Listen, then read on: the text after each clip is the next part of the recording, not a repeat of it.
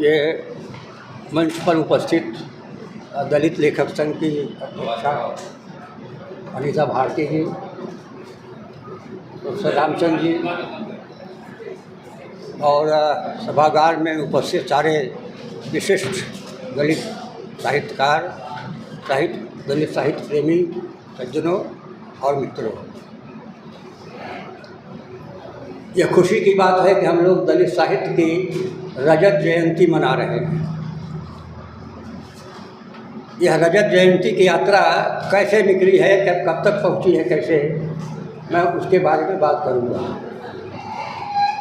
उसकी भूमिका पर चर्चा करना, जैसे हमारे यहाँ प्रगतिशील लेखक संघ है या जनवादी लेखक संघ है या जन संस्कृति मंच है, अलग अलग उसके संगठन हैं, उनकी क्या भूमिका रही है लोगों के विकास में। तो मुझे एक याद आता है कि जालंधर में एक सेमिनार हुआ था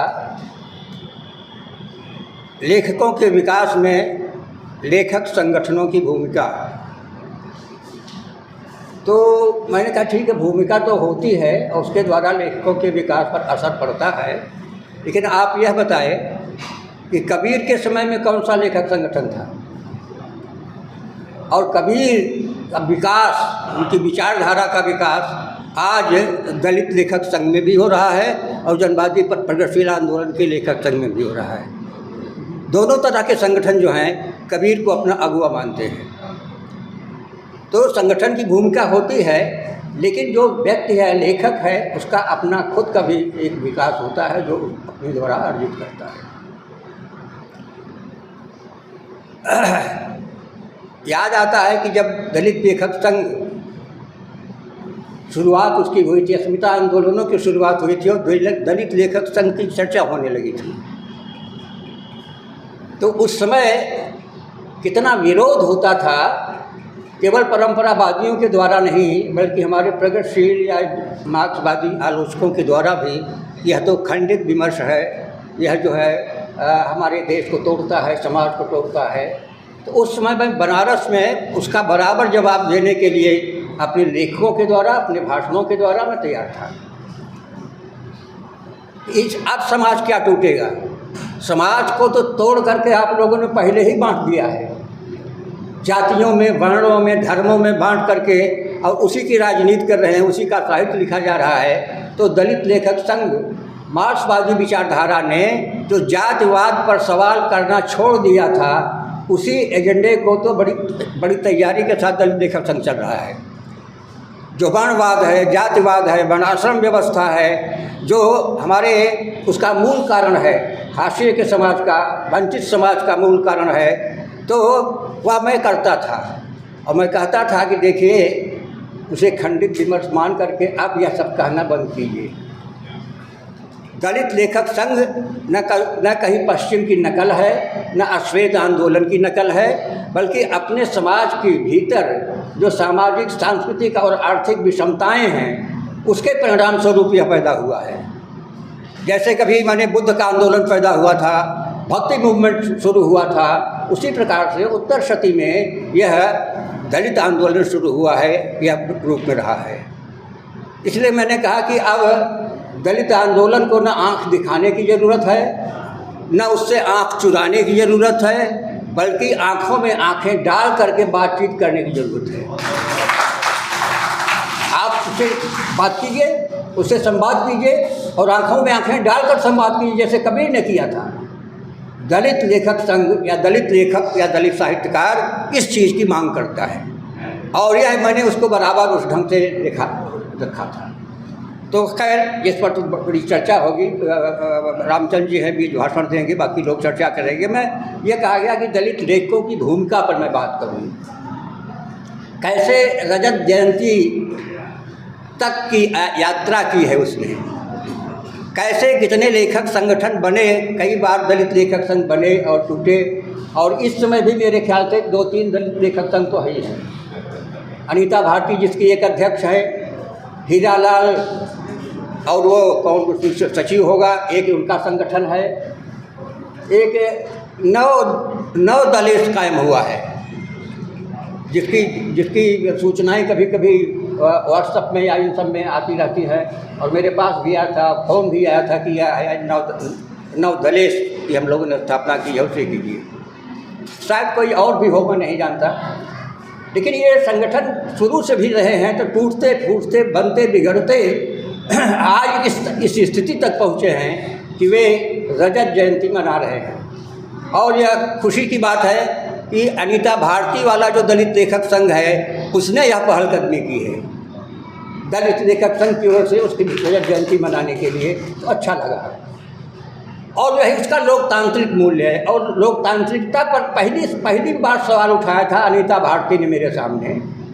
ये बहुत पहले की बात है, महात्मा गांधी अंतर्राष्ट्रीय विश्वविद्यालय वर्धा में एक हिंदी समय हुआ था, 2 हिंदी समय वहाँ हुए थे। तो जो पहला हिंदी समय था उसमें मैं गया था, और उसमें 5-6 कमरों में फैला हुआ, एक कमरे में कोई एक विषय पर बात हो रही है, अम्बेडकर बात पर हो रही है, तो किसी कमरे में स्त्री विस्मरण पर हो रही है, तो किसी में दलित विमर्श पर चर्चा, इस तरह से विभिन्न कमरों में हो रहा था। अब उसका एक तो दिक्कत यह थी कि हम पूरे को नहीं सुन सकते। अगर पूरे को सुनना, थोड़ी देर वहाँ जाइए बैठ सुन लीजिए, थोड़ी देर वहाँ बैठ के सुन लीजिए, थोड़ी देर वहाँ बैठिए, यह उसका दिक्कत था। संयोग से मुझे स्त्री विमर्श के सत्र में अध्यक्षता करने के लिए कहा गया था, क्योंकि मैं दलित विमर्श, स्त्री विमर्श और आदिवासी विमर्श वगैरह पर मैं चर्चाएँ करता था, तो इसलिए लोगों ने वहाँ रखा था। अब उसमें जो वक्ता लोग थे, किसी को दलित स्त्री विमर्श की कोई जानकारी ही नहीं थी। स्त्री विमर्श का क्या मतलब होता है उसका कुछ नहीं, लेकिन उसी में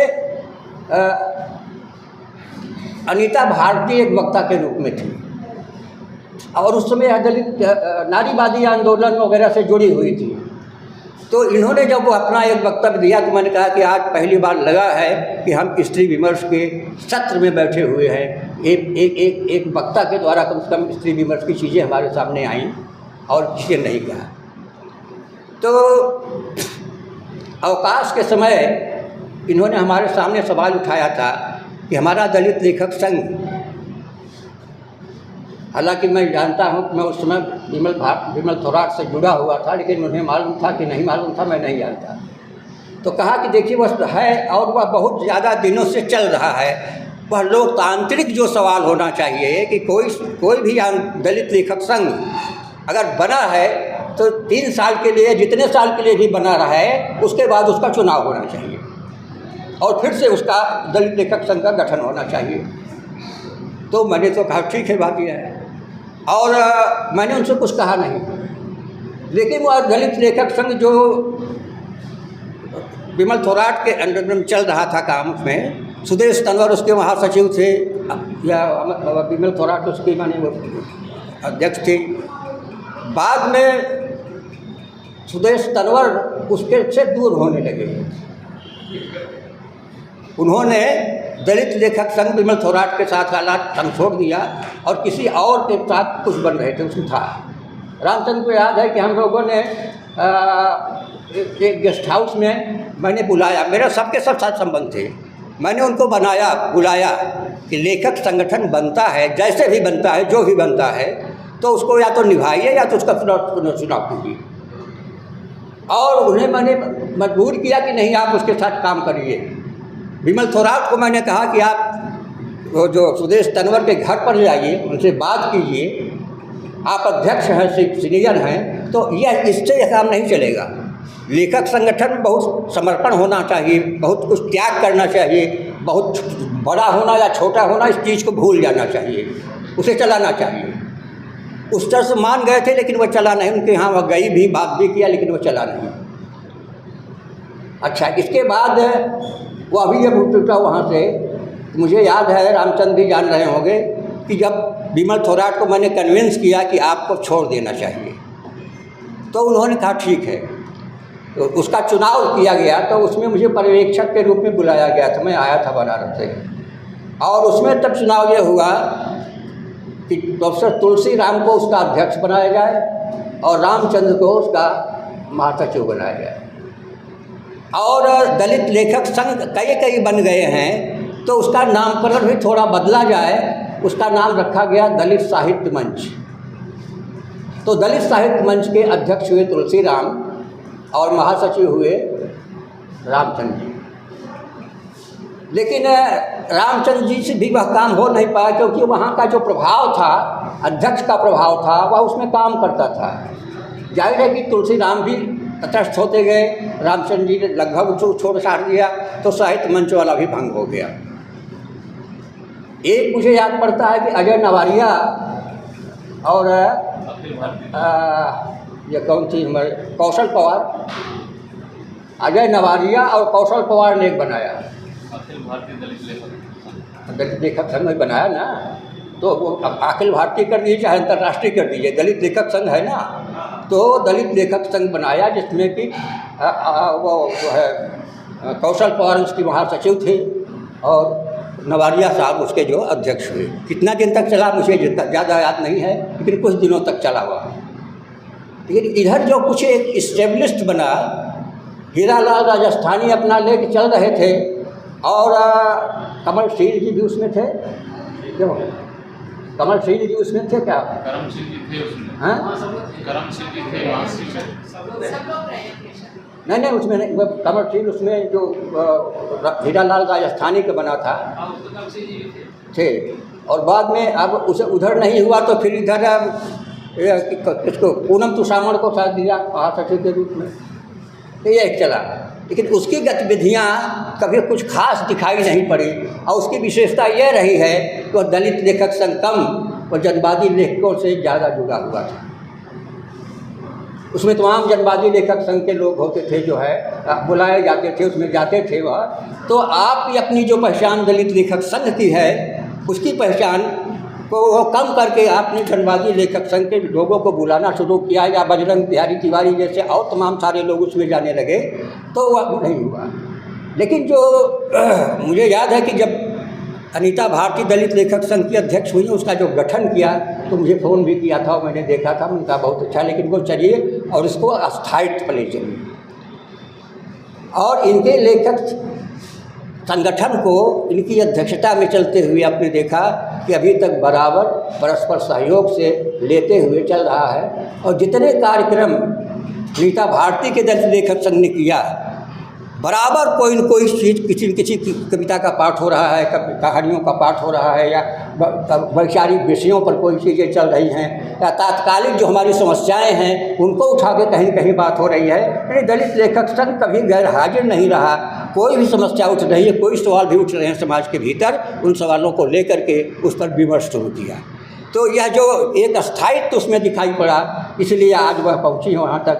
दलित लेखक संघ का एक रजत जयंती मना रही है किसी पे, और मैं उम्मीद करता हूँ कि उसके लोकतांत्रिक मूल्य पर सबसे पहले इन्होंने सवाल उठाया था, और बराबर बीच में उठाती रही हैं। हीरालाल राजस्थानी वाले पर भी इन्होंने उठाया कि बहुत दिन से चल रहा है, आखिर इसका चुनाव होगा कि नहीं होगा, क्यों नहीं होगा। तो लोकतांत्रिक वाली प्रक्रिया पर इन्होंने शुरू में भी सवाल उठाए थे, और यह जो हीरालाल राजस्थानी का लेखक संघ चल रहा था, इस पर भी सवाल उठाए कि कई साल इसका हो गया, चुनाव क्यों नहीं हो रहा। तो जब इन्होंने अपना लेखक संगठन बना लिया, तो आनंद फानंद में उन्होंने भी तो चुनाव करके अपना एक गठन कर लिया। लेकिन उसकी गतिविधियाँ हमारे सामने नहीं हैं कि वह क्या कर रहे हैं। कभी कभार कुछ ऐसे आ जाता है, लेकिन इस पर बराबर बहुत चलता रहता है। तो यह जो है लेखक संगठनों की भूमिका होती है। सबसे बड़ी बात यह होती है कि लेखक संगठन स्थापित करने वाले जो पदाधिकारी हैं, वे कितनी प्रतिबद्धता के साथ उसके साथ जुड़े हुए हैं। उनका जो व्यक्तिगत अपना वो होता है, हम हमारे अपने महत्व को बताने के लिए हम उसके अध्यक्ष हो गए या इस तरह का होगा, वह सवाल नहीं हो जो हीरालाल राजस्थानी या किसी के सवाल उस पर हुआ। वह उस संगठन की चीज़ को समाज से जोड़िए, बाबा साहब के मिशन से जोड़िए, उसका साहित्यिक आप प्रतिनिधित्व कर रहे हैं। इसलिए हम अपनी किसी व्यक्तिगत धारणा को लेकर के नहीं हो करके, बल्कि एक जिम्मेदार अध्यक्ष के रूप में, जिम्मेदार महासचिव के रूप में उसको काम करेंगे। और इसलिए प्रमाणित किया है कि यह एक इस ढर्रे पर काम चल रहा है और बड़े लोकतांत्रिक मूल्यों को यह उसमें समेटेंगे। एक बात तो ये हुई। दूसरी बात मैं एक खाली ये कह के ख़त्म करना चाहता हूँ, क्योंकि आपको दलित साहित्य उस पर बातचीत होगी। दलित साहित्य को कई बार कहा गया हमारे यहाँ कि जब हमारे यहाँ मार्क्सवादी साहित्य है, तो दलित साहित्य को फिर अलग से लेने की क्या ज़रूरत है। तरह तरह के सवाल उठे थे, और हमारे यहाँ से प्रगतिशीलों की ओर से भी उठे थे और परंपरावादियों की ओर से उठे थे। तो ये उठे कि जब हमारे यहाँ दलित अब मार्क्सवादी सौंदर्य शास्त्र है, तो दलित साहित्य के सौंदर्य शास्त्र की क्या ज़रूरत है? जबकि मार्क्स का साहित्य जो है शोषित, पीड़ित, दलित और तमाम जनताओं के बारे में बात करता है। तो भी मैंने एक लेख लिखा था कि दलित नहीं, शरण कुमार लिम्बाले ने तो लिखा था उसमें से, और मार्क्सवादी साहित्य का और दलित साहित्य का सामंजस्य कहाँ पर है, कहाँ विरोध है, इसकी बड़ी चर्चा की उन्होंने।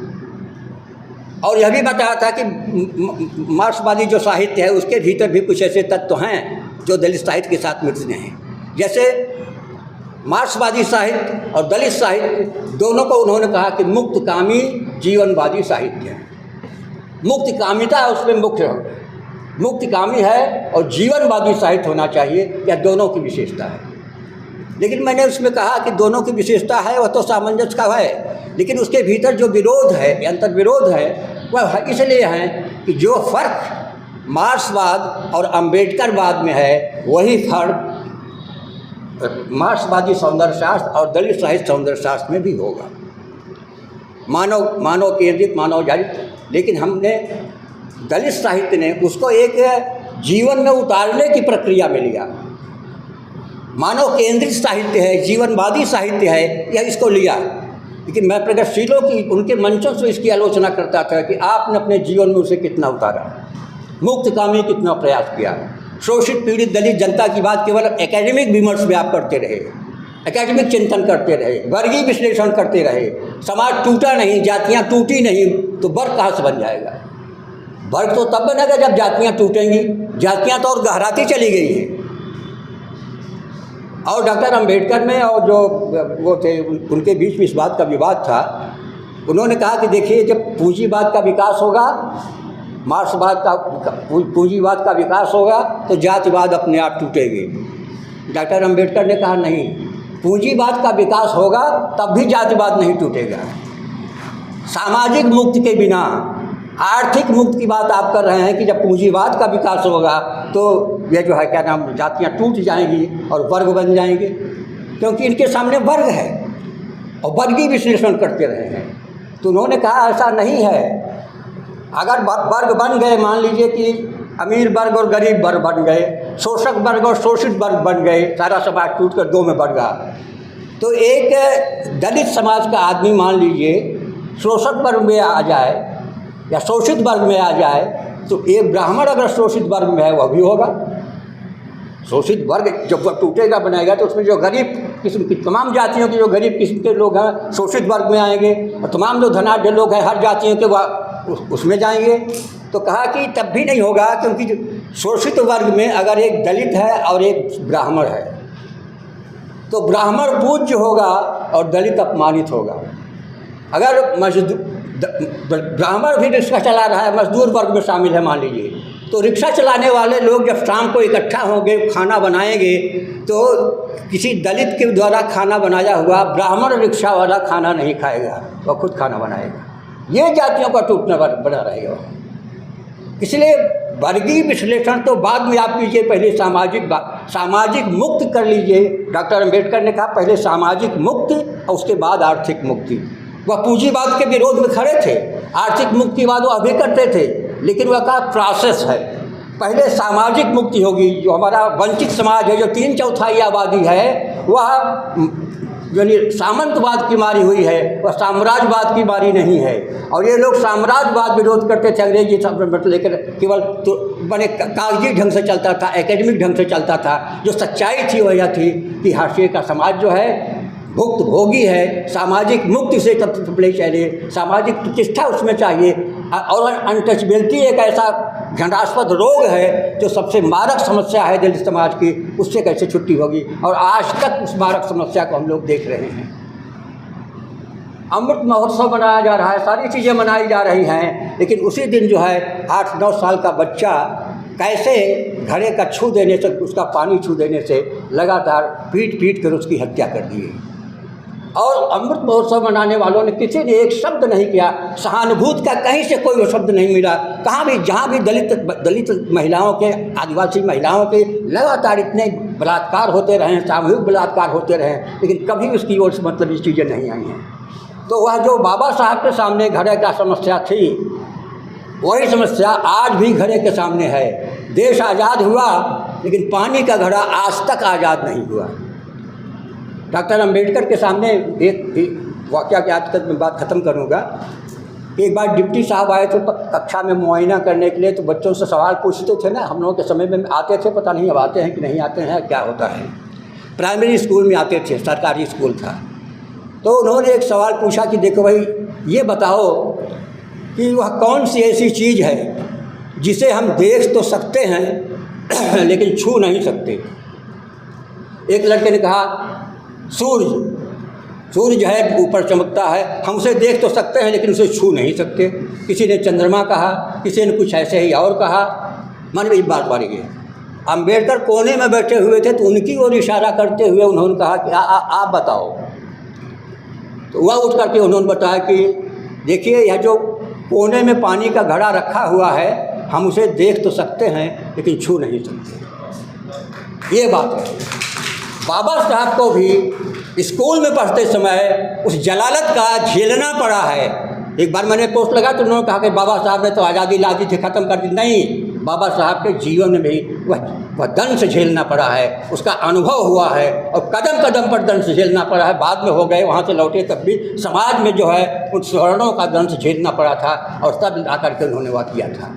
और इसीलिए राष्ट्र के बजाय उन्होंने दलित समुदाय को महत्व दिया कि अगर दलित समुदाय की समस्या राष्ट्र की समस्या के साथ टकराएगी तो मैं दलित समुदाय के साथ खड़ा हूँ, लेकिन अगर मेरी व्यक्तिगत समस्या राष्ट्र के साथ टकराएगी तो मैं अपने व्यक्तिगत हितों को छोड़कर मैं राष्ट्र के साथ खड़ा हूँ।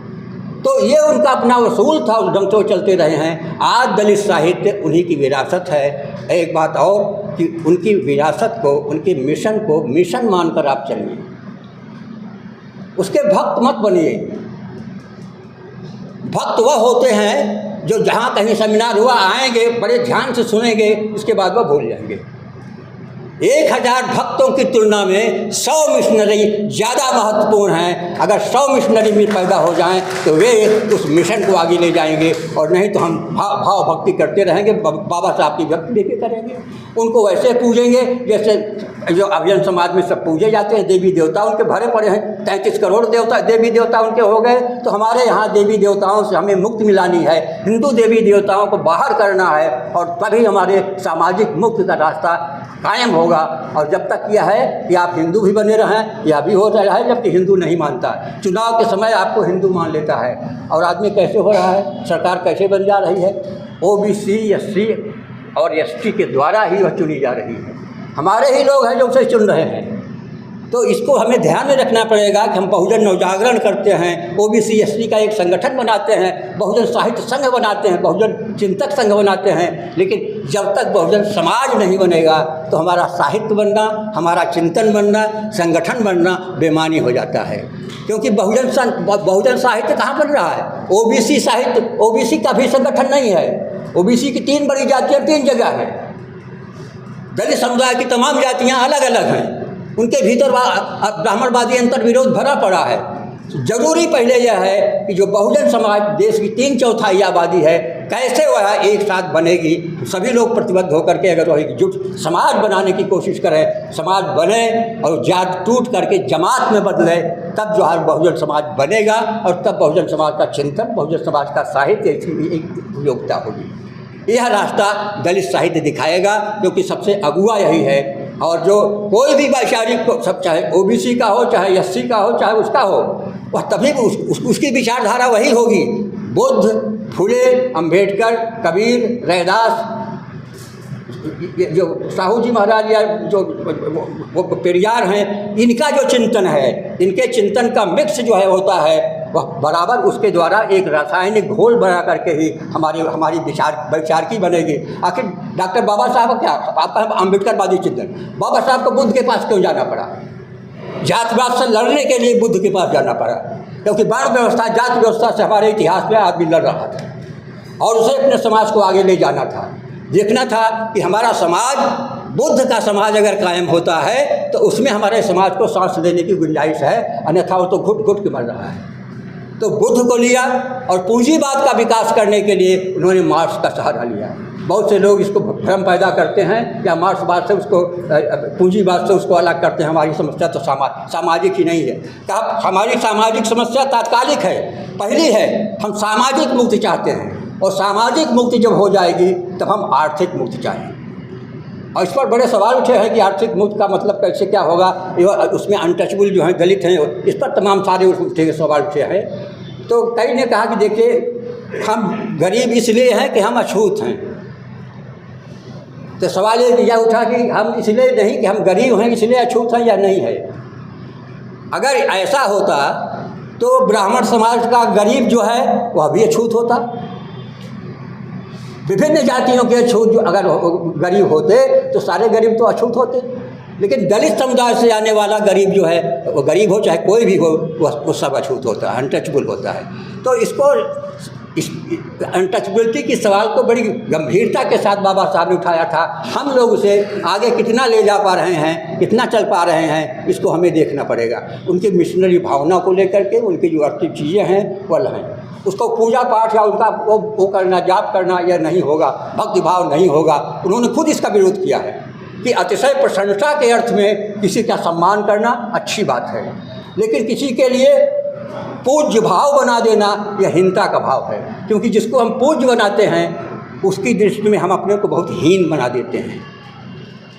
ईश्वर है, ईश्वर जैसे उनके यहाँ होता है ना, ईश्वर है वह परम है, उसके बाद हम नीच हो गए, भक्त हो गए, सब कुछ समर्पित कर दिए। बाबा साहब ने कहा यह नहीं।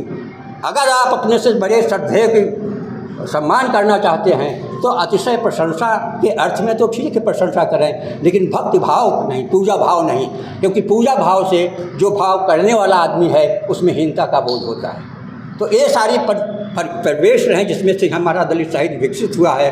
और इतने कम समय में वह इतना ज़्यादा विकसित हो गया है कि वह तमाम साहित्य की विधाएँ विभिन्न भारतीय भाषाओं में वह साहित्य लिखा जा रहा है। आत्मकथाएं ही नहीं, क्योंकि यह कहा गया ना इसमें तो केवल आत्मकथाएं हैं, बाकी सब नहीं। अरे तुम्हारे साहित्य में तो आत्मकथाएं है ही नहीं, लिख ही नहीं सकते। कोई सवर्ण आत्मकथा लिख ही नहीं सकता।